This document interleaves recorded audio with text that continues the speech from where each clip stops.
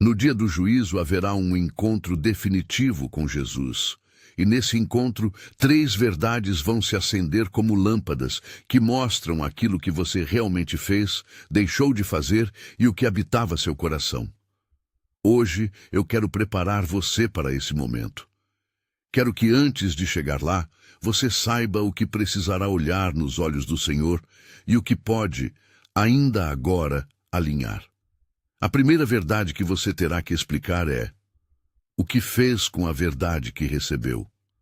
A segunda verdade é como tratou as pessoas, sobretudo quando ninguém estava olhando.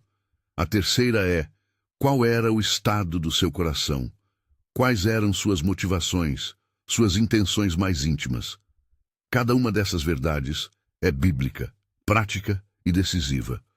Vamos caminhar por elas, uma a uma, com textos da Escritura, perguntas que incomodam e passos concretos que você pode dar hoje. Se isso já tocou seu coração, curta este vídeo e escreva nos comentários "Estou ouvindo". Primeira pergunta que Jesus fará não será apenas sobre conhecimento, será sobre responsabilidade. Em Lucas 12, 47 e 48, a Escritura nos lembra que aquele que foi dado muito, muito será exigido, e que a medida da revelação é a medida da responsabilidade. Ouça isso como um convite sério. Ouvir a palavra e não permitir que ela transforme sua vida é uma espécie de resposta, uma resposta que conta no tribunal do Senhor. Não é apenas saber, é o que você fez com o que sabia. Pense numa situação simples. Você ouviu uma pregação que tocou sua consciência, algo sobre perdão, generosidade ou testemunho. Sentiu o desconforto, a inquietação no peito, a convicção de que precisava mudar. Dias virou semanas, semanas virou rotina, e aquela inquietação foi empurrada para um canto com desculpas. Amanhã eu converso com fulano. Quando tiver tempo eu me comprometo. Vou fazer algo quando for necessário. A consciência não é um enfeite, é uma bússola. E no dia do juízo todas as bússolas apontam para uma mesma verdade. Revelação sem resposta é responsabilidade perdida.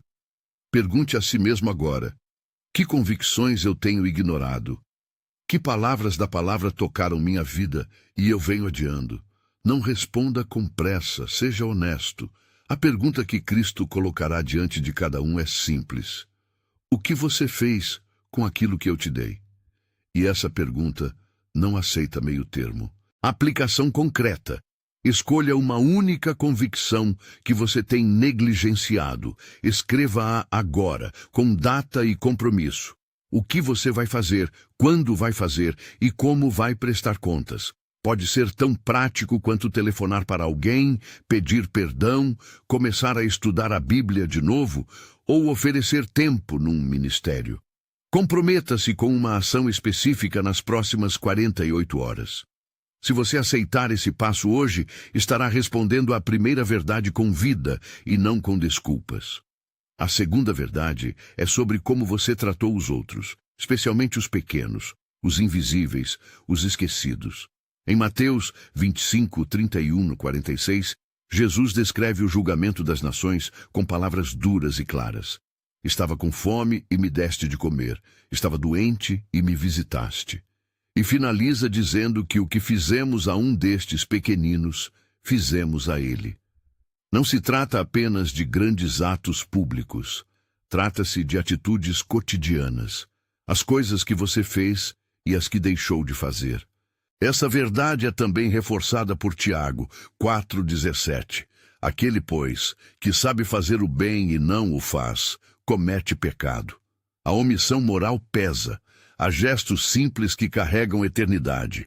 Uma palavra amiga, uma visita a quem está só, um gesto de justiça no trabalho, uma atitude generosa diante de quem precisa. E o contrário também pesa: indiferença, julgamento sem compaixão, virar o rosto quando a ajuda seria possível. Imagine uma família que passa por dificuldades, e você sabia, talvez por redes sociais ou por um conhecido, e pensou: não é problema meu, ou alguém vai ajudar.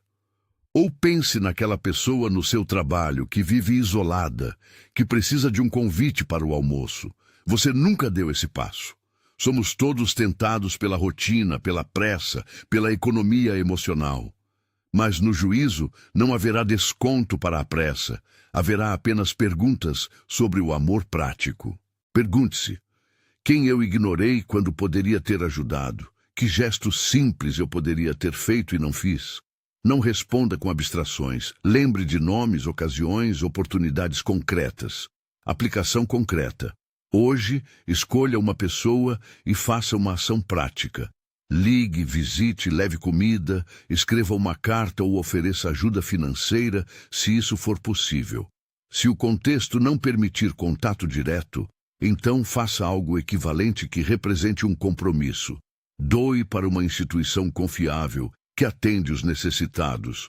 Comprometa-se com um ato semanal de presença para alguém isolado. O passo deve ser específico e verificável.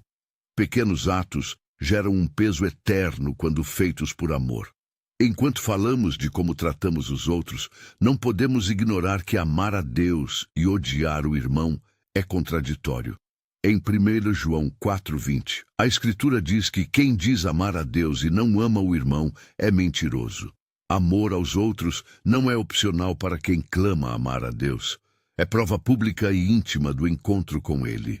A terceira verdade que será exposta naquela hora final é a mais íntima, o estado do coração. Deus não se impressiona com aparência. Em 1 Samuel 16:7 está escrito que o Senhor não vê como o homem vê. O homem olha para a aparência, mas Deus olha para o coração. E Hebreus 4:12 nos assegura que a palavra de Deus é viva e penetrante, capaz de discernir pensamentos e intenções do coração. No dia do juízo, tudo o que estava escondido será claro, porque a palavra e a presença de Cristo revelam o íntimo. Há uma diferença entre religiosidade externa e fé verdadeira. Em Mateus 7:21-23, Jesus é cortante. Nem todo aquele que chama Jesus de Senhor entrará no reino dos céus, mas aquele que faz a vontade do Pai. Haverá muitos que realizaram feitos, profetizaram, operaram sinais e ouvirão: nunca vos conheci, apartai-vos de mim. Isso assusta e deve assustar, não para paralisar, mas para nos levar à sinceridade. A questão no juízo não será quantas cerimônias você participou, mas qual era a sua relação com Deus. Não serão seus títulos, mas seu coração. Pergunte a si mesmo: por que você faz o que faz? É para ser visto pelos homens? Para manter uma identidade? Para aliviar a culpa? Ou por amor ao Senhor e ao próximo? Se você responde com um motivo misto, como a maioria de nós responde, isso não é motivo para desespero, mas para clareza. Cristo examina o coração. A boa notícia é que Ele também é médico do coração. Aplicação concreta. Faça um exame do coração esta semana. Reserve tempo para a oração honesta e peça a Deus que revele motivações ocultas. Anote 3 atitudes ou hábitos religiosos que você pratica com motivo errado, aparência, medo, status, e substitua um deles por uma prática motivada por amor. Por exemplo, em vez de frequentar um ministério para ser visto, vá com a intenção deliberada de servir anonimamente, sem reconhecimento. Torne isso um exercício de 50 dias.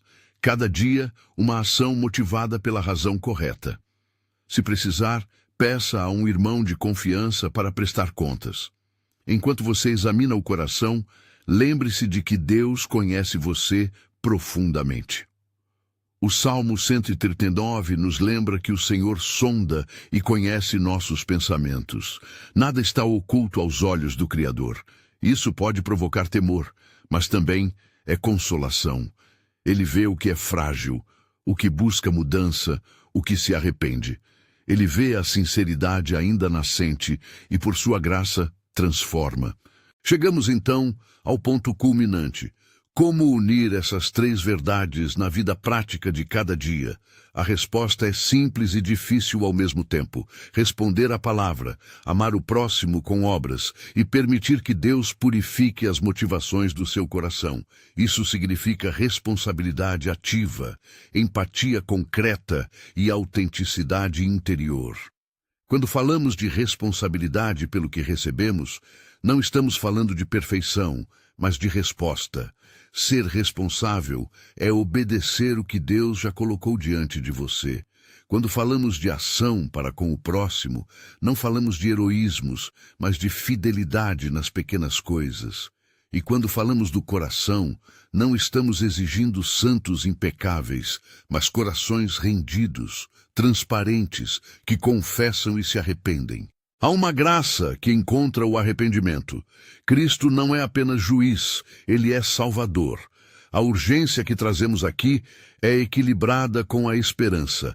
Ainda há tempo de ajustar. Ainda há tempo de dizer a Jesus três verdades diferentes daquelas que virão como acusação. Você pode hoje escolher responder à palavra, praticar o amor e permitir que Deus revele e cure seu coração. Não é tarde enquanto você respira. Antes de terminar, quero que você ouça com franqueza. Haverá um dia em que nada ficará escondido. Mas esse dia não é um instrumento para paralisar o seu agora. É um convite para viver agora com clareza, porque o que você faz agora ecoará lá. E as três verdades que você dirá a Jesus podem ser testemunho de arrependimento, amor praticado e um coração transformado. Se você decide alinhar sua vida com essas três verdades, comente: Senhor, eu escolho viver em verdade, e compartilhe este vídeo com alguém que precisa ouvir. Senhor Jesus, reconhecemos que haverá um encontro definitivo contigo. Pedimos que nos concedas clareza para responder à verdade que recebemos, compaixão para ver e agir em favor dos outros, e sinceridade para que o nosso coração não seja apenas aparência. Vem purificar motivações, fortalece-nos para atos concretos de amor e dá-nos coragem para começar hoje. Que a tua graça nos alcance enquanto há tempo, e que a nossa vida reflita a verdade que um dia haverá de ser revelada. Em teu nome oramos. Amém.